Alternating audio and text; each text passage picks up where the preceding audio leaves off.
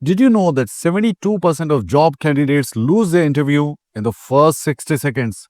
Not because of what they don't say, but because of what they do say. Yeah. And today, I'm exposing the 5 most dangerous phrases that instantly make interviews think. Next, please. Because I have sat across hundreds of candidates, some brilliant, who got rejected just for one of these lines. Stick with me till the end because in the final minute, I'll tell you one magic line that can flip the interview in your favor, even if you've already messed up. By the way, did I tell you that I have created a free masterclass for you if you are a senior working professional and want to level up your English communication? The link is in the description. And don't forget to subscribe the channel and share the video if you like it. Let's dive in before you say something that kills your next opportunity. And the first one is, I'm a quick learner. Sounds harmless, right? Everyone says it, but here is the truth. When you tell an interviewer, I'm a quick learner, you've just told them nothing. Let me explain. A few years ago, I was interviewing for a position. The founder had this razor sharp attention. You could feel every word mattered. He asked, so why should we hire you? And I proudly said, because I'm a quick learner. He leaned back and smiled, the polite kind of smile that says, you are done. Then he said something I'll never forget. You know what? He said, that's what every candidate before you just said this. Boom, rejected. Here is the problem. When you say, I'm a quick learner, you're not showing proof. You're making a generic claim that means nothing until you back it up. Instead, flip it. Say, when I joined my last team, I had zero background in data tools. Within 3 weeks, I built a dashboard that is still used today. See the difference? You have shown, not told. Now, before I give you the next phrase, the one that secretly makes 9 out of 10 HRs doubt your confidence, let me share that later in this video. I'll reveal the exact sentence recruiters use to test your emotional intelligence. If you answer that wrong, you're out. But if you nail it, you win them instantly. Hold that thought for a moment. Now let's talk about the second phrase. I'm open to anything. Now you might think being flexible is good, but saying I'm open to anything actually screams I have no clarity. Here is why that is dangerous. Imagine you walk into a restaurant and the waiter says, we serve anything. You'll be confused, right? You want a menu, a focus, and that's what interviewers want too. Let me tell you a real story.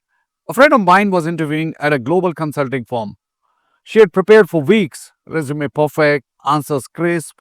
The interviewer asked, so, what kind of projects are you most excited about? And she said, oh, I'm open to anything. The interviewer smiled and said, all right.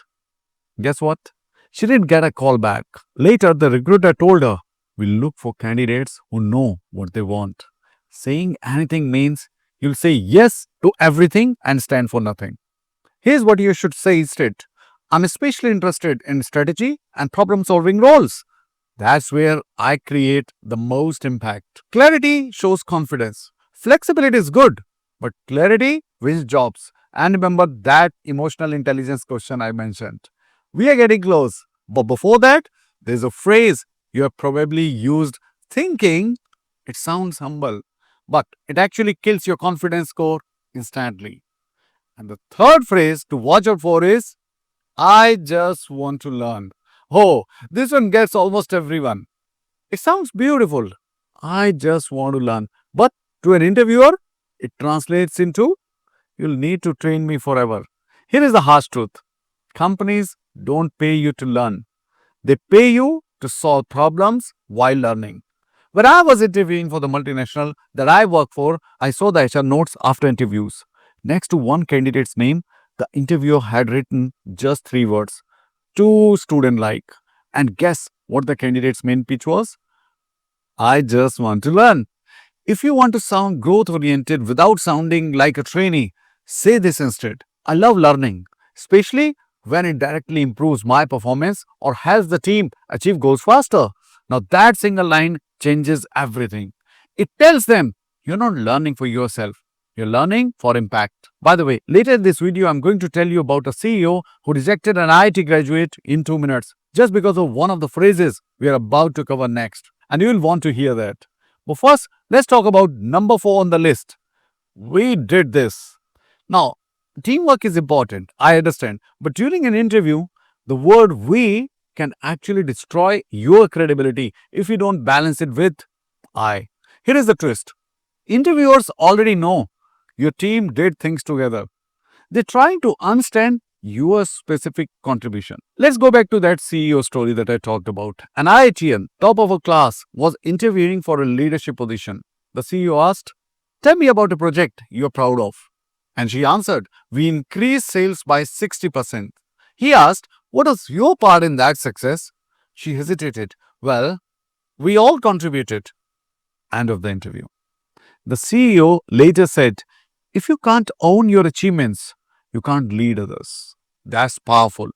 So instead of saying, "We did this," say, "Our team increased sales by 60%, and my role was to design the outreach strategy that drove 40% of that growth." Own your impact. Share credit, but don't disappear in the group.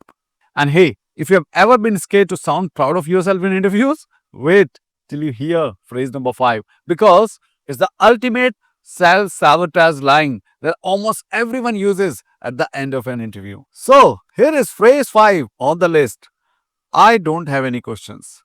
Now, if you've ever said this, you've probably seen that awkward smile on the interviewer's face. The "thanks, will get back to you" smile. Because saying "I don't have any questions" tells them you are either disinterested or unprepared. I once spoke to a hiring manager at a Fortune 500 company, and he said this: "The moment someone says they have no questions, I already know they're not serious." Every smart person is curious. Remember that. And that really hit me hard. You see, the final minutes of an interview are your best chance to fit the power dynamic, to go from being tested to showing curiosity and ownership. So next time when they ask you, "Do you have any questions for us?" say something like, "Yes, I would love to know what success looks like for this role in the first 90 days. Or what's one challenge the team is trying to solve right now, and how could this role contribute?" That one question can separate you from 90% of candidates because it shows you're already thinking like an insider. And here is the bonus, the line that wins interviews. All right, you've been waiting for this. The secret line recruiters use to test emotional intelligence when they ask, "What are your weaknesses?" And most people panic. They say, "I'm a perfectionist." Or worse, "I work too hard." That's cliche. And here is a high EQ way to handle it. One thing I'm actively improving is prioritization. I've realized saying yes to everything limits my impact. So now I focus on high value tasks first. And that's honesty with the strategy. It shows self awareness, maturity, and control. So let's recap. Avoid these 5 deadly phrases when you go for your next interview. First, "I'm a quick learner." No. "I'm open to anything." Big no. "I just want to learn." No, no. "We did this." "I don't have any questions." No. And replace them with proof, clarity, and confidence, and you will crush your next interview. And hey, if you want to know how to go to level next in effective English communication, I built a free masterclass for you. Click the link given in the description. Watch it today and start working on your communication. Also, don't forget to hit subscribe, like, and share the video if you liked it. See you in the next one. And remember, speak with purpose, not panic.